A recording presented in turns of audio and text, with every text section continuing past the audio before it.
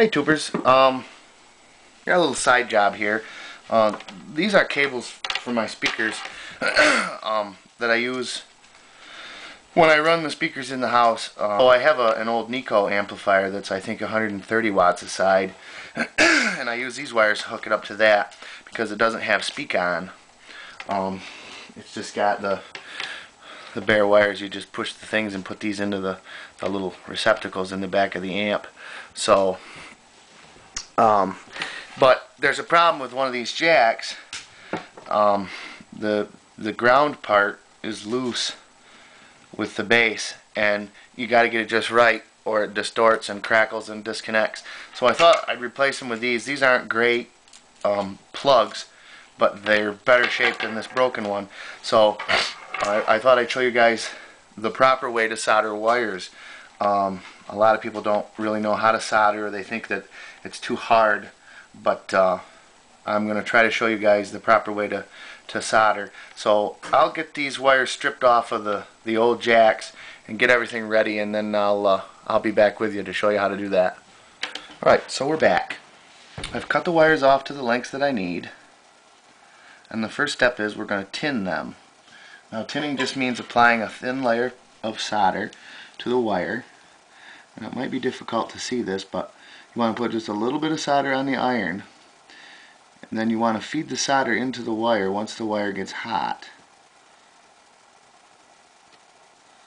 You don't want to just let the iron melt it. There it goes. Because if the iron melts the solder, it won't flow into the wire. It'll just stick on the outside, and you'll have a bad solder joint. We're going to do the same thing with this one. A little bit of solder to wet the joint, and once the wire gets hot,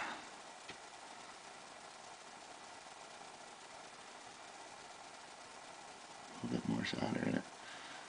Once the wire gets hot, then the wire will melt the solder.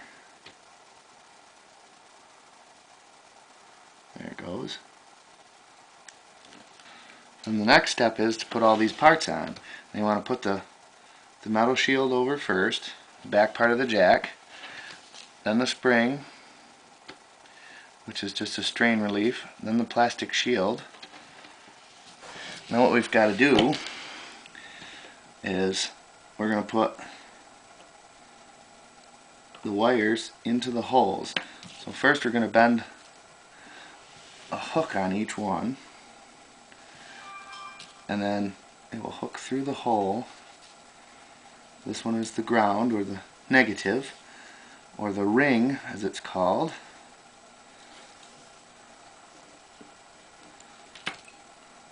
Sometimes this is a little tricky to get it just the way I like. Now if you haven't tinned the wires first, they'd all be fraying out all over the place, and it'd be a pain in the neck to get them in there. Alright. Then the same thing, you want to heat the joint and let the solder flow into the joint. A little bit of solder to wet the joint, and then the solder will flow, making the connection.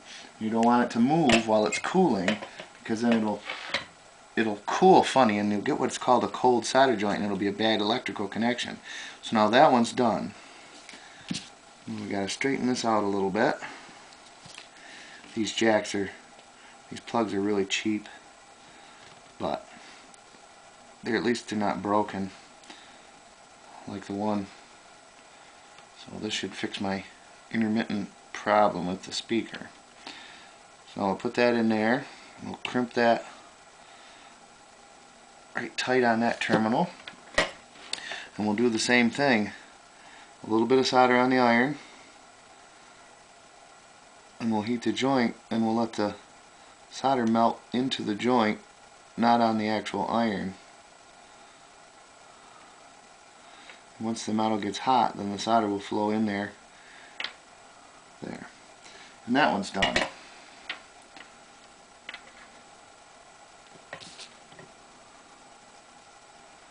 So I'm going to let that cool down.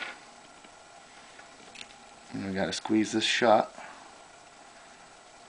to kind of hold on to the wire, so that if you yank on the cord like some people do, it won't strain the connections that I've soldered. Then the plastic shield goes over, and then you slide the spring and the rear cover over it, and that one's done. So now we'll do the other one. I'm going to tin the wires first.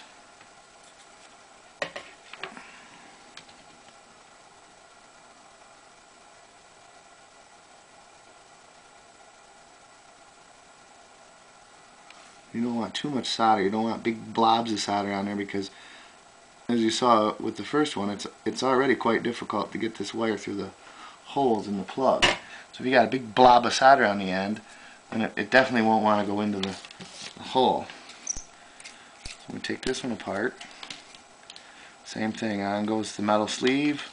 On goes the spring. On goes the plastic insulating sleeve. We got to open this up a little bit.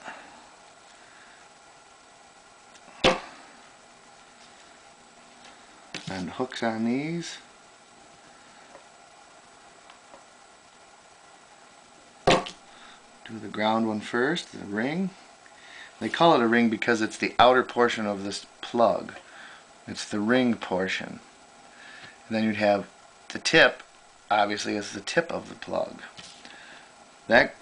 This style 1/4 inch plug that most band equipment uses is actually a very, very old technology. It's what the old phone switchboards used to use. Now, I think the phone switchboards were actually a little bit smaller style plug, but the principle is the same.